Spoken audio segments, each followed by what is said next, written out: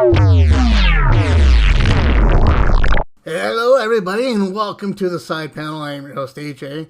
This week, I am joined by a very special guest. And no, not my dog, but my good friend and the guy that kind of helps run FP. That's Justin White. How you doing, Justin? I'm doing good. How you doing?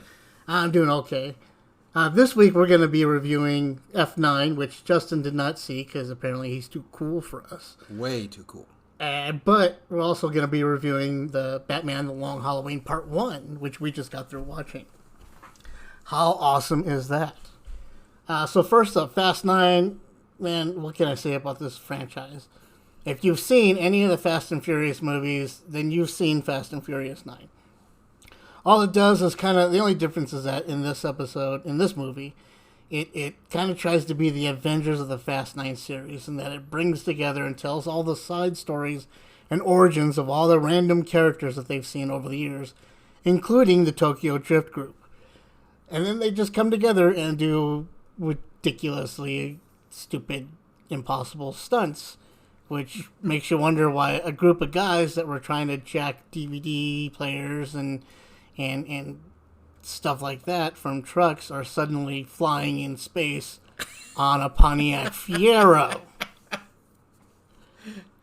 But, you know, whatever.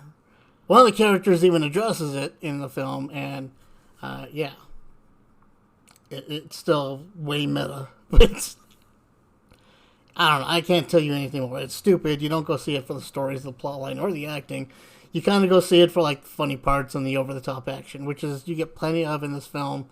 Though you have to leave physics at the door, reality at the door, and walk in and think, why am I watching this movie? And why did I just pay for it? It was definitely, though, Cameron and I went and saw it, and we saw it in the D-Box, which if you're a Cinemark moviegoer, you've experienced the D-Box before, where the seats move back and forth and everything, and it's a lot of fun. We saw it on the D-Box, and it made it enjoyable because it's a racing movie and all the crazy explosions and stuff. Cameron, however, his chair broke halfway through the movie, so he was very sad monkey sitting there watching everybody around him shifting back and forth while he got slight vibrations in his chair. He might as well have been farting in the bathtub at that point, but that's what you get with Fast and Furious 9. That's really all I have to say about it. There's nothing really different than anything else you've ever seen. Are you a fan of the franchise there, Justin? No, I saw part of the first one, and that's about as far as my relationship with Fast and Furious goes. Okay, awesome. That means you have taste and somewhat intelligence at some point in time in your life. Moving on from that, let's talk about the movie we just watched. Okay. That it would be, what was it called again? I can't remember. Batman The Long Halloween Part 1. That's right. Since you're a guest here, why don't you go ahead and tell us all about it? What did you think? I liked it. It was really good. I'm a big fan of the book. The first thing I was struck with was how cool the art was. It had a really cool animation style. It looked different than some of the other animated stuff, but I really liked it. The voice acting was great. Lots of good cast members on that. It followed the book pretty well. I haven't read the book in a while, but from what I remember, it followed the book pretty well. And the opening credit art was all Tim Sale art from the book. So if you're a fan of the book, I would definitely check it out. Remind me, who was it written by again? Jeff Loeb wrote it, and then Tim Sale was the artist. Right. So if you've been watching any of the new DC TV shows out there, Jeff Loeb is a huge influence in it. That's right? Yeah. Jeff Loeb is responsible for all the continuity in the Arrowverse, as they're calling it right now. Right. But before he did that crap, he did really good books. Yes. like The Long Halloween and The Dark Victory, which is the book that followed up to The Long Halloween. Right. The art style, I agree with you that the art in this movie was phenomenal. Very thick, black, bold lines, very great use of shadowing and shading. Even to the point of one of my favorite things they showed was the fact that when characters were wearing glasses, like Jim Gordon, the lenses were a different tint than the skin tone. Right. You could tell there was a lens in there. Right, yeah. Which was just a minor detail that you would not expect, but that they paid special attention to. The computer graphics and CGI 3D effects were obvious in this movie, but done in a way to where it didn't distract. Unlike where it looked like Archer, the animation from Archer, it didn't look as blocky and looked more fluid. Yeah, it was smoother in their movements than you do it. You have an Archer where Archer still kind of looks like Gumby every now and then, or even reminiscent of, remember the old Marvel cartoons where they were just the image of the character and then they just slide across the screen and stuff. It was a lot better than that. The story itself, I thought they did a phenomenal job in translating it onto the screen. Yeah. There was no opening credits. There was no real ending credits. It just started. Like you were getting ready to settle in for a good, solid mystery story. Yeah. And that's what we got the entire time. What was your favorite thing about the show?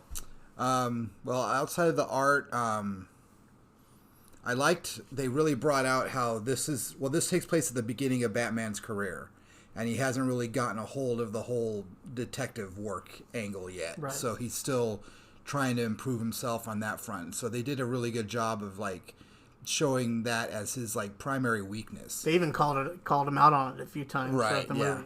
Yeah, so that was really cool. I really liked that aspect of it, and showing him at the beginning and not being the perfect Batman that we've come to know.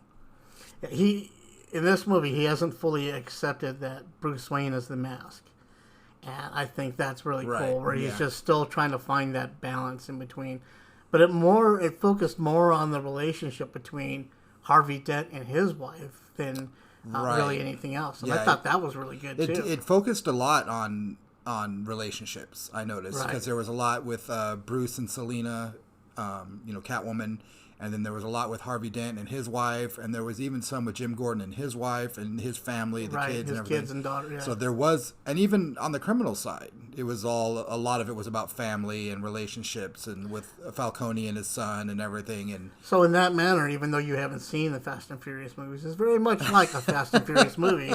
It's all about family. See, okay. Full circle. All right. The circle of life right there. We made the connection. But yeah, I thought everything was great. I was at no point bored. No. I was fully engulfed in it, and it had my attention from the word go. And even the dialogue kept your attention. It was really good. Really it was good just dialogue. Sharp and smart and everything about it. And the voice acting, they did a great job in casting, as well as directing with the voices, and the sound effects. Everything about it was just top notch. It was very top. It was one of the best animated. Right. I mean, I can't say if it's my favorite yet, but I will say that is the best that I've seen come out of the DC house in a long time, as far as animation goes. I think my favorite's probably the Red Hood. Yeah, Red Hood was really good. But I haven't watched it in a while, but I remember that just being amazing. Right.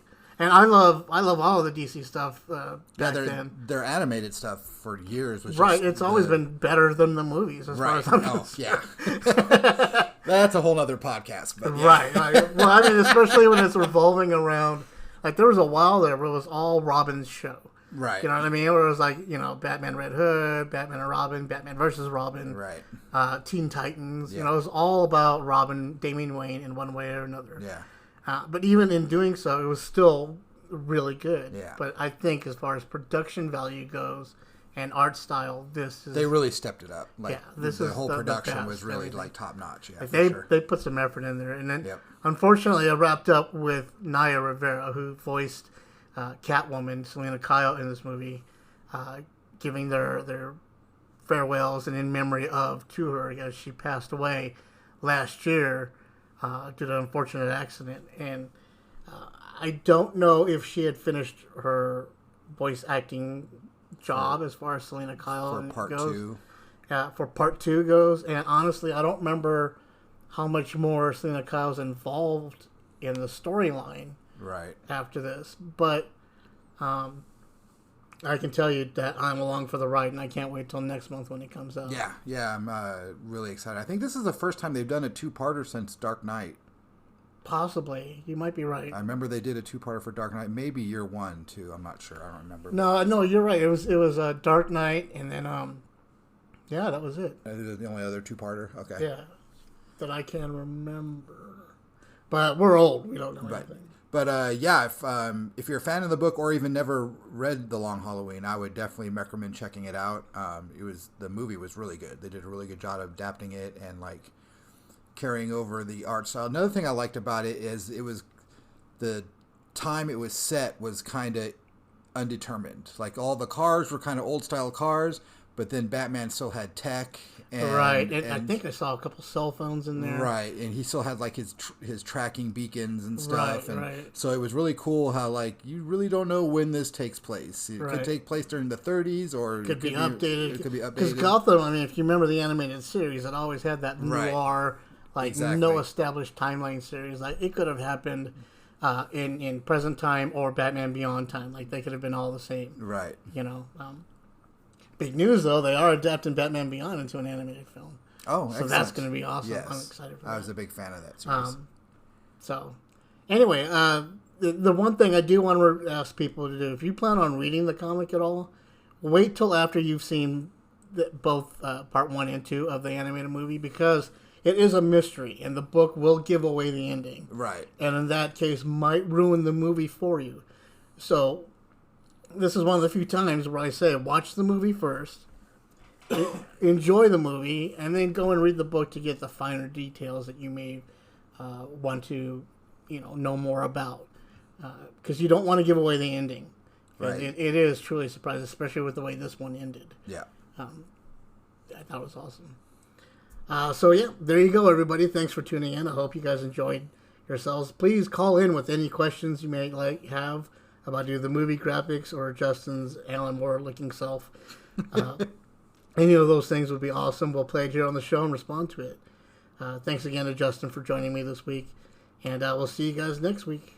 Awesome. Take it easy.